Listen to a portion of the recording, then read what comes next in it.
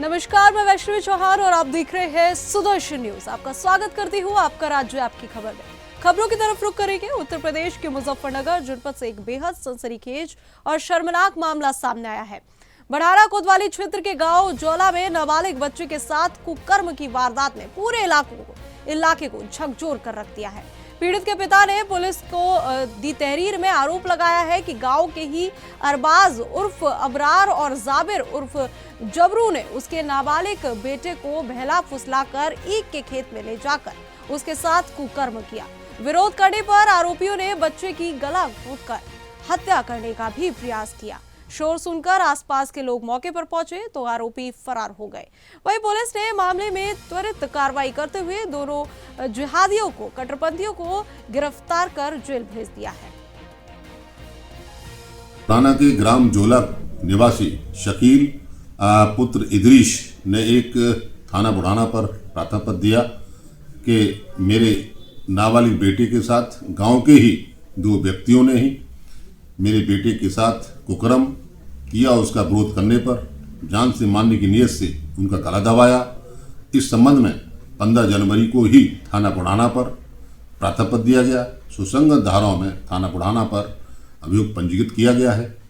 आज दिनांक 17 जनवरी को दोनों अभियुक्तों को, जो गांव जोला के ही रहने वाले हैं, जिनका नाम अबरार और जाबिर हैं, उनको गिरफ्तार किया गया है। गिरफ्तार कर न्यायालय के समक्ष पेश कर विधिक आवश्यक कार्रवाई की जा रही है। मुजफ्फरनगर पुलिस ने गौकशी के अवैध कारोबार पर अब तक की सबसे बड़ी चोट की है। रतनपुरी थाना पुलिस ने गैंगस्टर मसूर जाहिद पर शिकंजा कसते हुए करीब 15 करोड़ 50 लाख रुपए की अवैध संपत्ति को कुर्क कर लिया है। ये संपत्तियां जाहिद और उसके परिवार के नाम पर दर्ज थी, जिन्हें गौकशी के काले कारोबार से अर्जित किया गया था। गैंग लीडर मसूर जाहिद और उसके बेटों पर गौकशी समेत 18 गंभीर मुकदमे दर्ज है। वहीं पुलिस ने जाहिद की पत्नी के नाम दर्ज संपत्तियों को भी कुर्क कर लिया है। वहीं गैंग के अन्य सदस्यों की संपत्तियों की भी जांच जारी है। पुलिस का कहना है कि अपराध से अर्जित हर संपत्ति पर कार्रवाई होगी। गंभीर है जो गोकश है एक मसूर जाहिद नाम का और उसका बेटा खालिद, इसके बारे में ये जानकारी की गई कि इसके खिलाफ कई मुकदमे गोकशी के 5 आपराधिक इतिहास इसका और इसके बेटे के खिलाफ 9 मुकदमे दर्ज हैं खालिद के खिलाफ, जो कि गैंगस्टर सहित और गोकशी के तमाम मुकदमे दर्ज हैं। इसमें इन्होंने के द्वारा जब तफ्तीश की जाती है, जांच की जाती है, 14 गैंगस्टर के तहत चार्जशीट लगने के बाद इसमें 14 गैंगस्टर के तहत रिपोर्ट गई थी कि इनके द्वारा करीब 35 बीघा खेत जो कि गोकशी करके इस तरह से धनोपार्जन किया गया था, आर्थिक अपराध किया गया था, भौतिक लाभ कमाया गया था, जिसके आधार पर जिलाधिकारी महोदय मुजफ्फरनगर द्वारा पुलिस की रिपोर्ट के आधार पर, जिसमें SPRA, CO बुढ़ाना और SHO रतनपुरी के द्वारा रिपोर्ट प्रेषित की गई थी, तो इसके आधार पर यह सही पाया गया कि इनके द्वारा 35 बीघा जो जमीन है, ये जमीन विभिन्न स्थानों पर है। ये हुसैनाबाद में है, रियावली, जो कि रियावली के मूलतः रहने वाला है जाहिद, भनवाड़ा, हुसैनाबाद, रियावली, हुसैनाबाद, भनवाड़ा, और एक पिकअप गाड़ी है, इसमें मोटरसाइकिल स्प्लेंडर है और एक और मोटरसाइकिल UP 12 की है। तो इस प्रकार से वाहन के साथ 35 बीघा जमीन से पूरा कुर्क किया गया है। लगभग 15 करोड़ 50 लाख की ये जमीन कुर्क की जा रही है इसमें। और मैं आपको बता दूं कि ये बहुत बड़ा एक हमारा जो कार्रवाई की गई है 14 के तहत मुजफ्फरनगर जनपद में। इसके तहत निश्चित तौर से मैं बताऊंगा कि जो भी लोग अपराध करके धन कमाते हैं उन पर एक डिटरेंट का काम करेगा और निश्चित तौर से भविष्य में भी ऐसे तमाम लोग जो कि अपराध करके धनोपार्जन करते हैं उनका सीजर का कार्य। में राष्ट्रीय स्वयंसेवक संघ की स्थापना के 100 वर्ष पूर्ण होने पर ग्राम हादकपुर में एक विशाल आयोजन किया गया। मां तारा देवी मंदिर परिसर में हुए इस आयोजन में श्रद्धा और उत्साह का अद्भुत संगम देखने को मिला। सम्मेलन को संबोधित करते हुए संघ के पूर्व नगर कार्यवाह धामपुर अनिल कुमार ने कहा कि संघ ने सेवा, संस्कार और राष्ट्रभक्ति के मार्ग पर चलते हुए एक सदी का सफर पूरा किया है, जो पूरे देश के लिए गर्व की बात है। उन्होंने बताया कि आज संघ 36 से अधिक देशों में सक्रिय है और शिक्षा, सेवा, संस्कृति व राष्ट्र निर्माण में अहम भूमिका निभा रहा है। वहीं सम्मेलन में देवेंद्र त्यागी, आदित्य अग्रवाल और मोहन सिंह ने भी हिंदू समाज की एकता और सांस्कृतिक चेतना पर विचार रखे। कार्यक्रम के दौरान भारत माता की जय और वंदे मातरम के नारों से पूरा परिसर गूंज उठा। गाजीपुर पुलिस को बड़ी कामयाबी हाथ लगी है। जिला कारागार के सामने से फरार हुआ 25,000 का इनामी शातिर बदमाश लाल बाबू मौर्य पुलिस मुठभेड़ में गिरफ्तार कर लिया गया है। थाना मर्दय और थाना बिरनो पुलिस की संयुक्त टीम ने यह कार्रवाई की। मुठभेड़ के दौरान बदमाश ने पुलिस पर फायरिंग की, जिसके जवाब में हुई कार्रवाई में उसके दोनों पैरों में घुटने के नीचे गोली लगी। घायल बदमाश को इलाज के लिए अस्पताल भेजा गया है और आगे की कार्रवाई जारी है। सर सूचना है सर, क्या है पूरा मामला सर? आज दिनांक 18/1/2026 को थाना अध्यक्ष बिरनो ने सूचना दिया थाना अध्यक्ष मर्दा को कि मैं एक शातिर अपराधी का पीछा कर रहा हूं, जिस पर थाना अध्यक्ष मर्दा जो है वो चेकिंग कर रही थी महारदाम में। वहां से गोविंदपुर कीरट की तरफ आई। ये भी थाना अध्यक्ष बिरनो भी गोविंदपुर कीरट की तरफ से पीछा कर रहे थे। जो शातिर अपराधी था वो अपने आप को घिरा पा करके उसने फायर किया। इसमें जवाबी फायर में पुलिस फायर पार्टी द्वारा उसके पैर में दोनों पैरों पे गोली लगी हैं। उसको CHC बड़दा भेजा जा रहा है अग्रिम। उत्तर प्रदेश के कानपुर में निजी अस्पतालों की मनमानी आज भी बढ़ती जा रही है।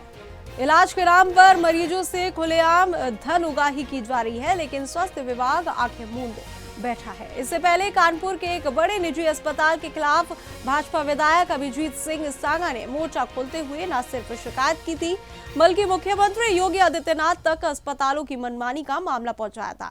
बावजूद इसके जमीनी हकीकत नहीं बदली। अब सवाल उठ रहा है कि आखिर कानपुर के CMO और स्वास्थ्य विभाग निजी अस्पतालों पर इतने नरम क्यों है। ताजा मामला शहर के चर्चित GT नर्सिंग होम का है, जहां बिना योग्य डॉक्टर और प्रशिक्षित मेडिकल स्टाफ की डिलीवरी कराई गई। जब इसकी भनक परिजनों को लगी तो उन्होंने अस्पताल में जमकर हंगामा किया।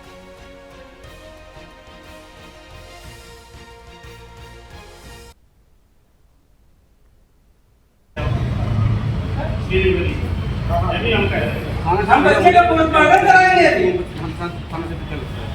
वो सब करवाइए, सब कुछ करवाइए। और उसके बावजूद अभी भी बैठ के डॉक्टर झूठ बोल रहे हैं कि नहीं बच्चा जिंदा है, बच्चे को लखनऊ ले जाना पड़ेगा, चंडीगढ़ ले जाना पड़ेगा। ये क्या बात होती है?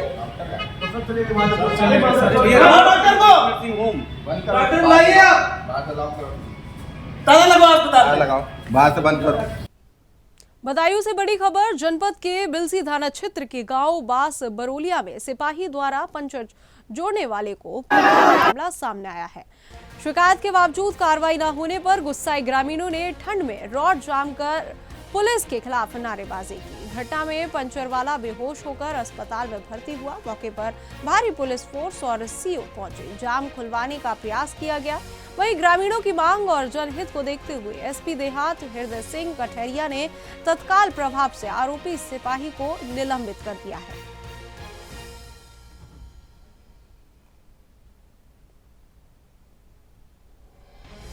क्या मामला था पूरा सर?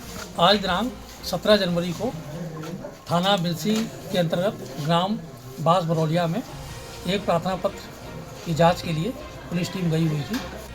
ये पिता पुत्र का आपसी पारिवारिक विवाद था, जिसके क्रम में जो वहाँ पर ये कहना है कि कांस्टेबल के द्वारा, जो उसमें एक आरक्षी था, उसके द्वारा एक नाबालिग बच्चे के गाल में थप्पड़ मारा गया, जिससे बच्चा गिर गया।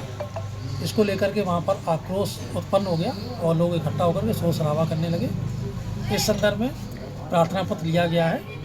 साथ ही जो आरक्षी है उसके खिलाफ निलंबन की कार्रवाई की गई है और इसकी चंदौली से बड़ी खबर। तेजस राजधानी एक्सप्रेस में आज सुबह एक संदिग्ध वस्तु मिलने की सूचना के बाद हड़कंप मच गया।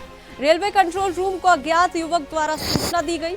सुरक्षा के मद्देनजर RPF, GRP और सिविल पुलिस भारी फोर्स के साथ ट्रेन की सघन जांच में जुटी है। बम निरोधक दस्ते और डॉग स्क्वाड टीम भी मौके पर पहुंची है। वहीं यात्रियों की सुरक्षा सुनिश्चित करने के लिए रेलवे अधिकारियों ने अलर्ट जारी कर दिया है। रेलवे स्टेशनों पर सुरक्षा कड़ी कर दी गई है। संदिग्ध वस्तु के होने की सूचना हम लोगों को प्राप्त हुई थी।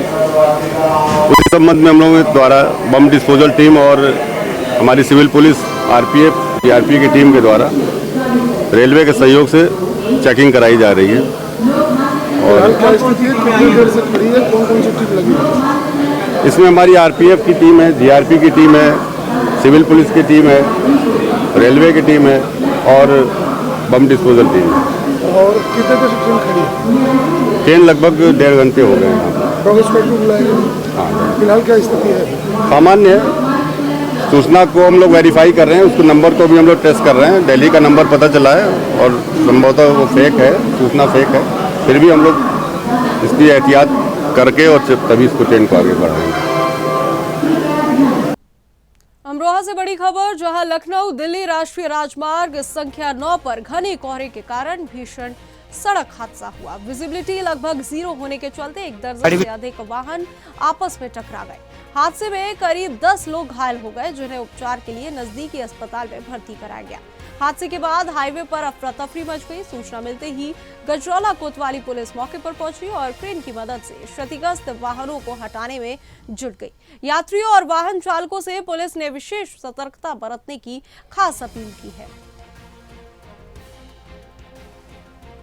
वहीं अगली खबर मुंगेर से है, जहां जिले के विकास के लिए निकाली जा रही ढांडी पैदल यात्रा के दौरान भाजपा कला एवं संस्कृति प्रकोष्ठ के पूर्व जिला संयोजक सतगुरु प्रिय ठाकुर भावुक हो गए।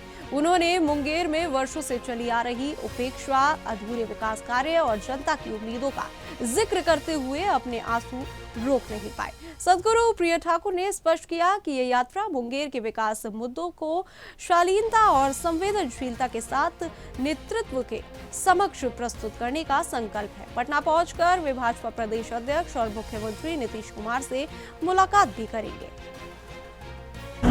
देखिए, दिन तो चलने के बाद जैसे आप खाना खाते हैं तो कोर कोर करके आप पूरी थाली खा लेते हैं। मेरे मित्रों, यह यात्रा बिहार के सुखद भविष्य के लिए है और प्रचंड बहुमत के साथ बनी भारतीय जनता पार्टी एनडीए की सरकार के लिए है।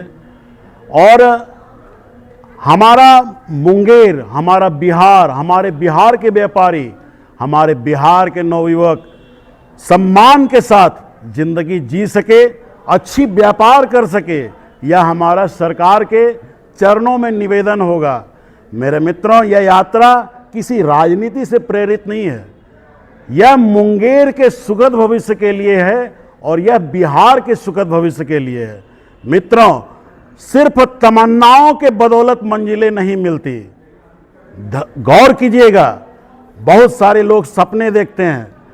मैं उन्हें कहना चाहूँगा, बहुत बाधाएं आती है, बाधाएं आती हैं, आए घिरे प्रलय की घोर घटाएं।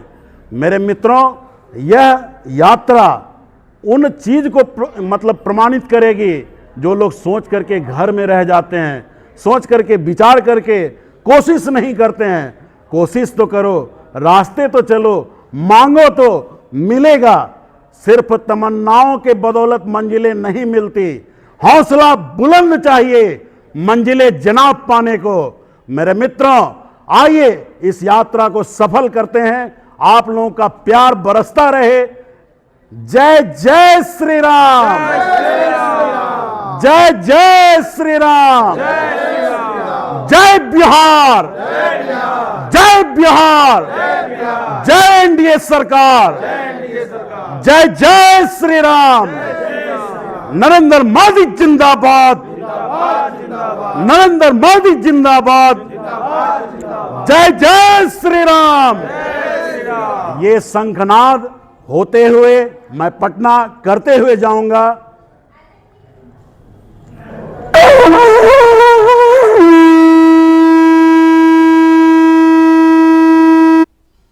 सीतापुर से खबर, तालगांव थाना क्षेत्र के रसूलपुर गांव में बीती रात हथियारबंद बदमाशों ने रिटायर्ड लेखपाल अमर सिंह वर्मा के घर को निशाना बनाकर बड़ी डकैती की।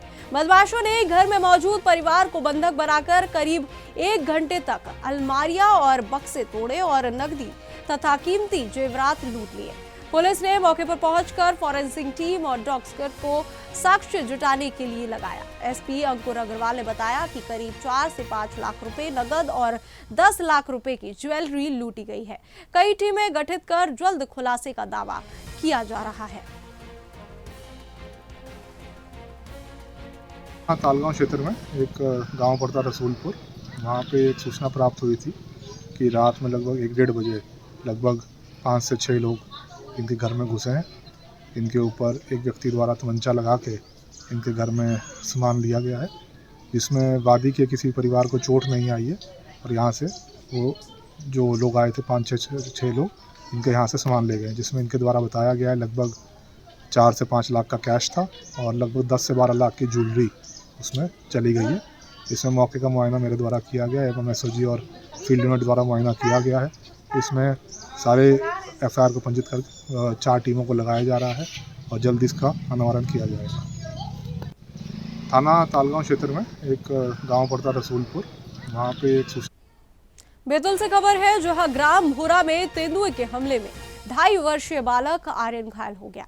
वन विभाग ने प्रारंभिक उपचार के बाद बच्चे को वापस भेज दिया, जिससे ग्रामीणों में भारी नाराजगी फैल गई। विधायक गंगा सज्जन सिंह उइके ने कलेक्टर से मिलकर बच्चे के उपचार और तेंदुए की पकड़ के लिए सख्त कार्रवाई की मांग की। इसके बाद बच्चे को भोपाल स्थित एम्स रेफर किया गया। वहीं वरिष्ठ वन अधिकारी घटनास्थल का निरीक्षण कर रणनीति बना रहे हैं। ग्रामीण और महिलाएं तेंदुए की त्वरित गिरफ्तारी और जिम्मेदार अधिकारियों पर कार्रवाई की मांग कर रहे हैं। ये ग्राम पंचायत भोरा में जो कल घटना घटी है 4 साल के बच्चे के साथ तेंदुए के संबंध में, उसमें आप आज भोरा ढाना आए हैं, तो क्या है मामला? ये आर्यन पिता दिनेश उनके 2.5 साल का बच्चा है।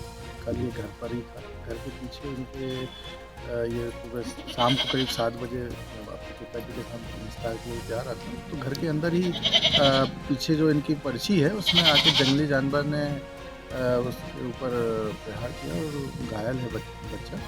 और उसका हमने हालात देखा, उसको अभी हम जिला अस्पताल में भर्ती करा रहे हैं और फॉरेस्ट को हम लिख भी रहे हैं इसमें ऊपर वरिष्ठ अधिकारियों के माध्यम से, ये ताकि ऐसे हिंसक जो जानवर यहाँ पर है उसे शीघ्र रेस्क्यू किया जाए। बच्चा सुरक्षित है सर? कोई अभी बच्चा सुरक्षित है पर घायल है उसको। रुपीडिया नेपाल बॉर्डर से खबर, जहां 23 वर्षों के बाद रुपीडिया व्यापार प्रतिनिधि मंडल का चुनाव आज संपन्न हो रहा है। सुबह 9 बजे से बाजवाजा मार्केट में मतदाता अपने मताधिकार का प्रयोग कर रहे हैं। नगर पंचायत अध्यक्ष डॉक्टर उमा शंकर वैश्य ने फीता काटकर मतदान की शुरुआत की। लगभग 835 मतदाता अध्यक्ष, कोषाध्यक्ष, महामंत्री और 11 सदस्य चुनेंगे। वहीं मतदान स्थल को सीसीटीवी कैमरों से लैस किया गया है और सुरक्षा के लिए पुलिस तैनात है। व्यापारियों में उत्साह और उमंग साफ दिखाई दे रही है, जो इस चुनाव की विशेषता बन रही है। पूर्वक आज रुपडिया में उत्तर प्रदेश उद्योग व्यापार प्रतिनिधि मंडल का चुनाव हो रहा है। आप दिखाना चाहेंगे कि देख ले किस तरह से यहाँ चुनाव कमेटी के लोग यहाँ बैठे हैं, चुनाव करा रहे हैं। भारी संख्या में यहाँ सुरक्षा व्यवस्था भी की गई है, प्रशासनिक आला अधिकारी भी मौजूद हैं। मत पेटिकाओं में लगभग 835 जो मतदाता हैं वो मतदान करेंगे। आप दिखाना चाहेंगे कि देखिए किस तरह से जो वरिष्ठ पत्रकार से लेकर जो वरिष्ठ व्यापारी हैं, जो चुनाव कमेटी में बनाए गए मेंबर हैं, वो मतदान स्थल पर मौजूद है और एक एक जो मतदाता है उनको समझाकर कि किस तरह से मतदान करना है। चूंकि लगभग अध्यक्ष, महामंत्री और कोषाध्यक्ष सहित 21 प्रत्याशियों मैदान में हैं। 11 सदस्य का चुनाव होना है, एक महामंत्री, एक अध्यक्ष और एक कोषाध्यक्ष का मतदान होना है। मतदान सुबह 9 बजे से प्रारंभ हो गया है और लगातार यहाँ व्यापारी मतदान करें। वरिष्ठ व्यापारी के साथ साथ तमाम जो भी व्यापारी, लगभग 835 व्यापारी यहाँ मौजूद हैं और मतदान कर रहे हैं। रुपडिया थाना प्रभारी निरीक्षक रमेश सिंह रावत पूरे दलबल के साथ यहाँ मौजूद हैं। भारी तादाद में यहाँ पुलिसकर्मी मौजूद हैं जो शांति व्यवस्था को लेकर यहाँ तैनात किए गए। सीसीटीवी कैमरे भी लगाए, दिखाना चाहेंगे, देखिए ये सीसीटीवी कैमरे भी लगाए गए हैं। सीसीटीवी की कैमरों की निगरानी में यहाँ चुनाव हो रहा है। मतदान स्थल पर भारी सुरक्षा व्यवस्था भी है। लोग जो व्यापारी हैं मतदान कर रहे हैं और अपने उम्मीदवार का आज ये लोग चयन करेंगे। जो भी यहाँ उम्मीदवार, हमारे साथ वरिष्ठ पत्रकार जो रुपडिया के हैं मनीराम शर्मा भी मौजूद हैं। शर्मा जी, जिस तरह से आप लोग चुनाव करा रहे हैं, क्या कहना चाहेंगे? इस समय लोकतांत्रिक प्रणाली से निष्पक्ष चुनाव संपादित हो रहा है। ये ऐतिहासिक क्षण है रुपडिया के लिए। 20-25 वर्षों से इस तरह लोकतांत्रिक प्रणाली से कभी भी चुनाव नहीं हुआ है। जो समाजसेवी हैं वो लोग, विशेषकर संजय बंसल, शकील अहमद, दयाशंकर शुक्ला, रिजवी साहब, इन लोगों ने काफ़ी परिश्रम करके मतदान में सहयोग किया है। अलग अलग हमने बांट दिया है और मतदान बहुत शांतिपूर्ण संपन्न हो रहा है। सभी व्यापारियों को, विशेष रूप से पुलिस प्रशासन को इसके लिए कोटिशः धन्यवाद देता हूं। छत्तीसगढ़ बदेसर से खबर है, जहां बेरू बापची मंदिर के पास जिला प्रशासन द्वारा कब्रिस्तान के नाम पर जमीन आवंटन के विरोध में बदेसर कस्बे के सैकड़ों ग्रामीण और हिंदू कार्यकर्ताओं ने जिला कलेक्ट्रेट पर जोरदार प्रदर्शन किया। उन्होंने बाजार बंद रखा और मानव श्रृंखला बनाकर सड़क जाम किया। प्रदर्शनकारियों ने जमीन आवंटन को निरस्त करने की मांग की है। वहीं जिला कलेक्टर आलोक रंजन, विधायक चंद्रभान सिंह और सांसद सीपी जोशी मौके पर पहुंचे और समझाइश की। सरपंच अशोक रायका ने चेताया है कि 15 दिन में कार्रवाई नहीं हुई, आंदोलन और तेज होगा।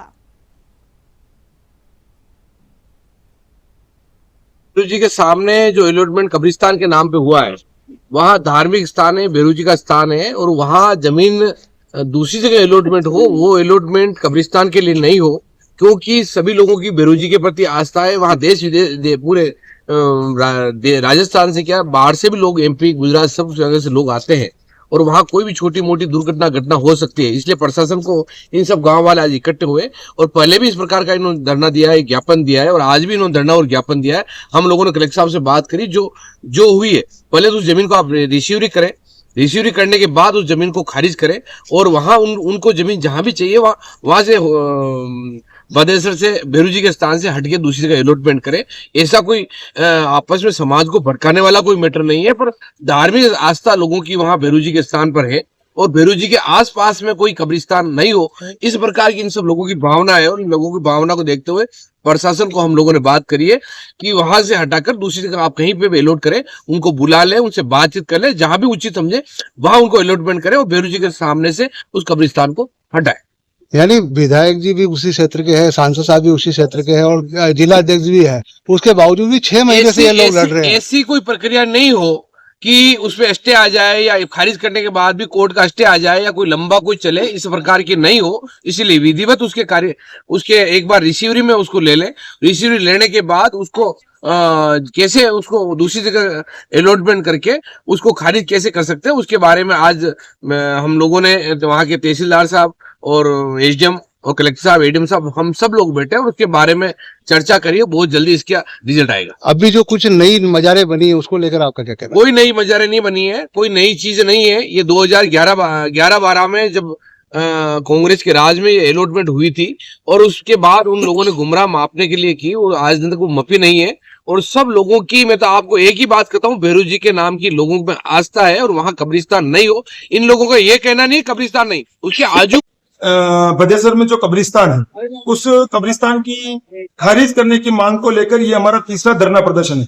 पिछली बार बदेसर के अंदर हमने धरना प्रदर्शन किया और बदेसर बंद का आह्वान किया था, तो वो भी हुआ। उसके बाद में फिर हमने एक बार और धरना प्रदर्शन करके ज्ञापन भी दिया, और आज फिर पूरा बदेसर कस्बा बंद है। और ये धरना प्रदर्शन देकर हम लोगों ने, जो कब्रिस्तान के नाम पर गलत जमीन का आवंटन हुआ है, बेरू जी के सामने जो बेरू जी का बाग है, वहां पर जो जमीन है, वो जमीन हिंदू समाज के छोटे बच्चों के गाड़ने का स्थान हुआ करता था, और वहां पर गलत अलॉटमेंट होने के कारण से हिंदू समाज के बच्चों को गाड़ने की कोई जगह नहीं रही है।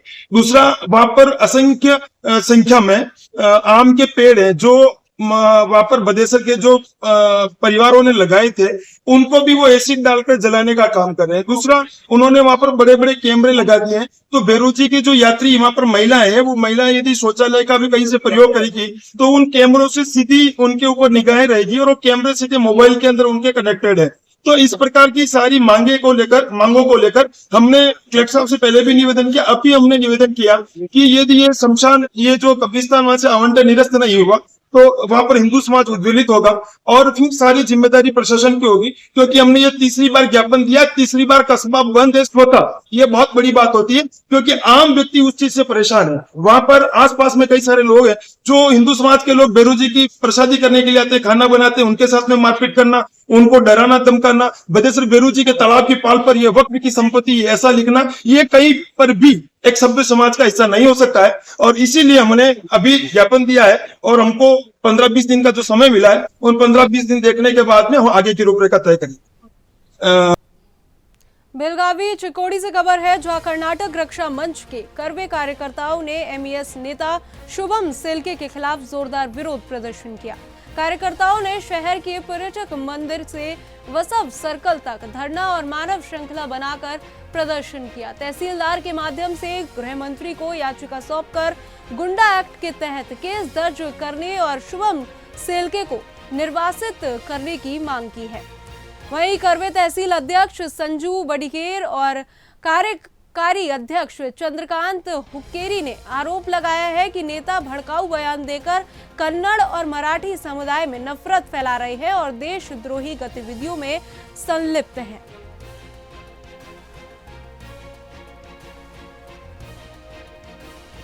ನೀವು ನಿರಂತರವಾಗಿ ನಾಡು ನುಡಿ ಜಲ ವಿಷಯ ಬಂದಾಗ ಮತ್ತು ಕರ್ನಾಟಕ ವಿಷಯ ಬಂದಾಗ ನಿರಂತರವಾಗಿ ದೇಶ ಅವಹೇಳನಕಾರಿ ಮಾತಾಡೋದಾಗಲಿ, ಮರಾಠಿ ಮತ್ತು ಕನ್ನಡಿಗರ ಮಧ್ಯೆ ವಿಷ ಬೀಜ ಬಿತ್ತೋದಾಗಲಿ, ಇದನ್ನು ನಿರಂತರವಾಗಿ ಅವರು ಮಾಡ್ಕೋತ ಬಂದಂಥ ಚಾಲೆ ಅಂತ ಹೇಳ್ಬೋದು. ಅದಕ್ಕಾಗಿ ನಾವೇನು ಇವತ್ತು ಮನವಿ ಕೊಡ್ತೇವೆ ಅಂದರೆ ಗೃಹ ಸಚಿವರಿಗೆ ಕರ್ನಾಟಕ ಸರ್ಕಾರ ಇದು ನಾಡ ವಿರೋಧಿ ಮತ್ತು ದೇಶ ವಿರೋಧಿ ಇಂಥ ನೀಚ ಶುಭಂ ಸೇಲ್ಕೆ ಬೆಳಗಾವಿಯಲ್ಲಿ ಇಟ್ಟರೆ ಇನ್ನು ಹೆಚ್ಚು ಕೋಮಗಲಭೆ ಆಗಕ್ಕೆ ಸಾಧ್ಯತೆ. ಇಂಥವ್ರನ್ನ ಗಡಿ ಪಾರು. समस्तीपुर से खबर है, जहां जिले के प्रमुख मुसरी खरारी चौराहा जाम के दबा हुआ है। ये चौराहा पूर्व से बेगूसराय, झारखंड, बंगाल और सीमांचल जिलों को जोड़ता है। पश्चिम में मोतिहारी, बेतिया और नेपाल, दक्षिण से दरभंगा, मधुबनी और नेपाल तथा उत्तर से वैशाली होते हुए पटना से जुड़ता है। प्रतिदिन सुबह से शाम तक वाहनों की भारी भीड़ से जाम की स्थिति बनी रहती है। वहीं स्थानीय लोगों और व्यापारियों का कहना है कि मुसरी घरारी में ट्रैफिक गोलंबर बनना अति आवश्यक है। शासन से आग्रह है कि इसे जल्द से जल्द बनाने के निर्देश दिए जाएं।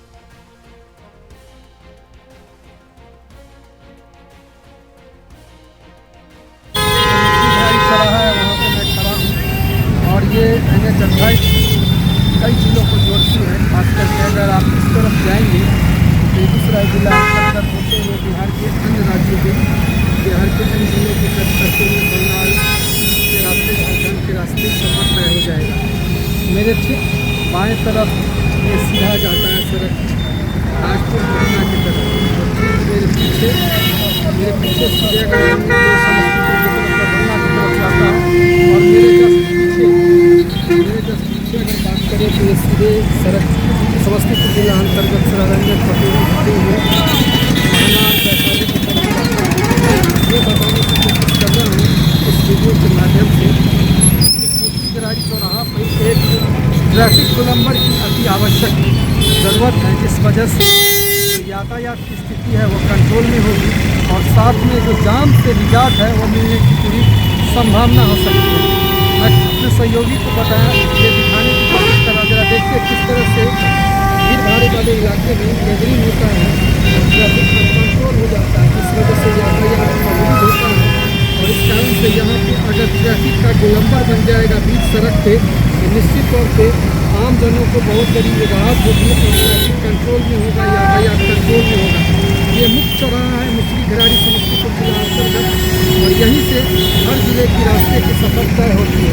तो ट्रैफिक जो गोलंबर है ये बनना अति आवश्यक है, इस वजह से यातायात पूरी तरह से कंट्रोल में होगा। मैं यहाँ के स्थानीय ट्रैफिक से संबंधित जो पदाधिकारी। चित्तौड़गढ़ से खबर है, जहां शनिवार रात आराधना होटल के सामने प्रॉपर्टी विवाद में गोलीबारी हुई। जिसमें युवक बीपी सिंह नरधारी गंभीर रूप से घायल हो गए। घायल युवक को चित्तौड़गढ़ सावलिया जिला चिकित्सालय में प्राथमिक उपचार के बाद उदयपुर रेफर किया गया। युवक ने आरोप लगाया कि पिता भंवर सिंह, छोटा भाई देवेंद्र सिंह और अन्य ने विवाद के दौरान उस पर फायरिंग की। पुलिस ने घटना के संबंध में 9 लोगों को हिरासत में लिया है और मामले की जांच शुरू कर दी है। वहीं शहर में यह घटना सनसनी फैल गई है। गोड्डा से खबर है, जहां कटरा शिव दयालगंज स्थित ब्रह्म कुमारेज आध्यात्मिक सेवा केंद्र पर रविवार को संस्थापक ब्रह्म बाबा दादा लेखराज की 57वीं पुण्यतिथि के अवसर पर स्मृति दिवस मनाया गया। श्रद्धालुओं ने प्रतिमा पर पुष्प चढ़ाकर उन्हें श्रद्धांजलि अर्पित की। वहीं ब्रह्म बाबा ने 1936 में प्रजापिता ब्रह्म कुमारी ईश्वरी विश्वविद्यालय की स्थापना कर आध्यात्मिक ज्ञान, सहज राजयोग और मूल्य आधारित शिक्षा का प्रचार किया। स्मृति दिवस के अवसर पर ब्रह्म भोजन का आयोजन किया गया, जिसमें कस्बा और आसपास के ग्रामीण क्षेत्रों के लोग शामिल हुए। और फिलहाल इस बुलेटिन में इतना ही। देश और दुनिया की तमाम खबरों के लिए हमारे साथ जुड़े रहें और देखते रहे सुदर्शन न्यूज। जय हिंद।